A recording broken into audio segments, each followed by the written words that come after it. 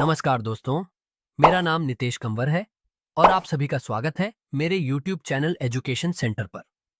आज हम एक बहुत ही दिलचस्प विषय पर बात करने वाले हैं जो आपके लिए काफी उपयोगी साबित हो सकता है। अगर आप हमारे चैनल पर नए हैं तो चैनल को सब्सक्राइब जरूर करें और हाँ, अगर आपको ये वीडियो पसंद आए तो इसे लाइक करना न भूलें। चलिए, बिना किसी देरी के वीडियो शुरू करते हैं। हिंदी का उद्भव और विकास। हिंदी भाषा का इतिहास अत्यंत प्राचीन है और यह संस्कृत से निकली हुई भाषाओं में से एक है।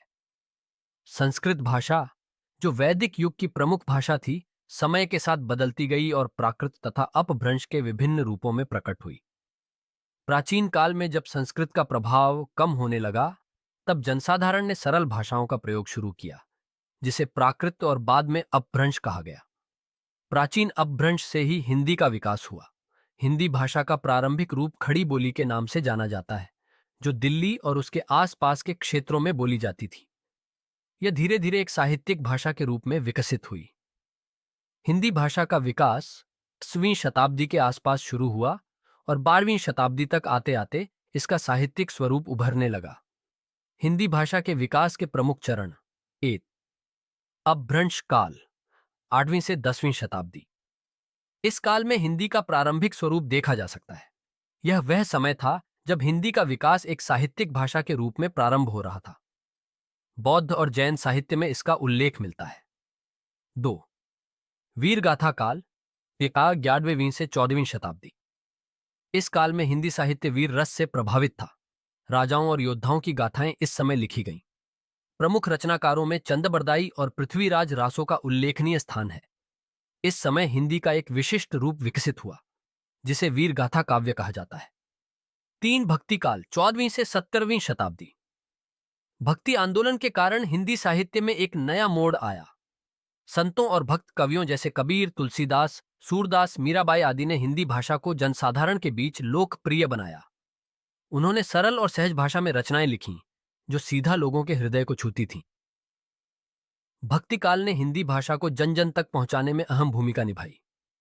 4. रीतिकाल, 17वीं से 18वीं शताब्दी। इस काल में हिंदी साहित्य दरबारी भाषा के रूप में विकसित हुआ। श्रृंगार रस और प्रेम की अभिव्यक्ति इस काल की विशेषता थी। भौतिक और श्रृंगारिक काव्य के माध्यम से हिंदी भाषा का सौंदर्य और समृद्धि दिखाई देती है। बिहारी, केशवदास, भूषण जैसे कवि इस समय के प्रमुख नाम हैं। 5. आधुनिक काल, 19वीं शताब्दी से वर्तमान तक। 20वीं शताब्दी के आते आते हिंदी भाषा का आधुनिक रूप विकसित होने लगा। इस काल में हिंदी गद्य साहित्य का विकास हुआ। भारत के स्वतंत्रता संग्राम के दौरान हिंदी ने एक सशक्त और जागरूक भाषा के रूप में अपनी पहचान बनाई।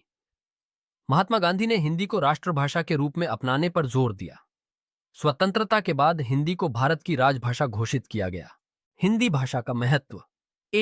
राष्ट्रभाषा और राजभाषा के रूप में हिंदी भारत की राजभाषा है। संविधान के अनुच्छेद 343 के अनुसार हिंदी को देवनागरी लिपि में भारत की राजभाषा घोषित किया गया। इसे सरकारी कार्यों और प्रशासनिक प्रक्रियाओं में मुख्य रूप से प्रयोग किया जाता है। हिंदी का राष्ट्रभाषा के रूप में भी विशेष महत्व है, क्योंकि यह देश के अधिकांश राज्यों में बोली और समझी जाती है। 2. साहित्यिक भाषा के रूप में हिंदी भाषा में साहित्य का अत्यधिक समृद्ध भंडार है। भक्ति काल से लेकर आधुनिक काल तक हिंदी साहित्य ने समाज, संस्कृति और मानसिकता को गहरे स्तर पर प्रभावित किया है।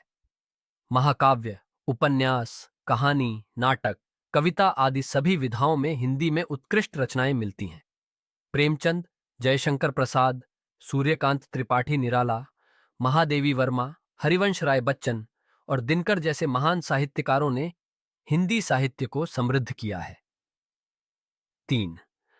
लोकप्रियता और जनसाधारण की भाषा। हिंदी भाषा न केवल भारत में बल्कि विदेशों में भी व्यापक रूप से बोली और समझी जाती है। हिंदी फिल्मों, गानों और साहित्य ने इसे वैश्विक स्तर पर पहचान दिलाई है। बॉलीवुड फिल्में और भारतीय टेलीविजन ने हिंदी भाषा को जन जन तक पहुंचाया है। इसके अलावा हिंदी भाषी समुदाय का विदेशों में भी प्रसार है, जिससे यह अंतर्राष्ट्रीय स्तर पर महत्वपूर्ण हो गई है। 4. व्यावसायिक और शैक्षिक महत्व। हिंदी भाषा का व्यावसायिक महत्व भी बढ़ता जा रहा है। कई बहुराष्ट्रीय कंपनियां अब अपने उत्पादों और सेवाओं को हिंदी में प्रस्तुत कर रही हैं। यह भाषा न केवल भारत के बाजार में बल्कि दक्षिण एशिया के विभिन्न देशों में भी व्यावसायिक संभावनाएं खोल रही है। साथ ही शिक्षा के क्षेत्र में भी हिंदी का विशेष स्थान है। देश के अधिकांश विद्यालयों और विश्वविद्यालयों में हिंदी एक प्रमुख भाषा के रूप में पढ़ाई जाती है। निष्कर्ष: हिंदी भाषा न केवल भारत की पहचान है बल्कि यह भारतीय संस्कृति, साहित्य और सामाजिक संरचना का अभिन्न अंग है। इसके बिना भारतीय समाज की कल्पना अधूरी है। हिंदी का विकास और विस्तार न केवल भाषा के रूप में बल्कि एक सांस्कृतिक धरोहर के रूप में भी होना चाहिए। हिंदी भाषा को आधुनिक युग के साथ जोड़कर इसका भविष्य और भी उज्जवल किया जा सकता है।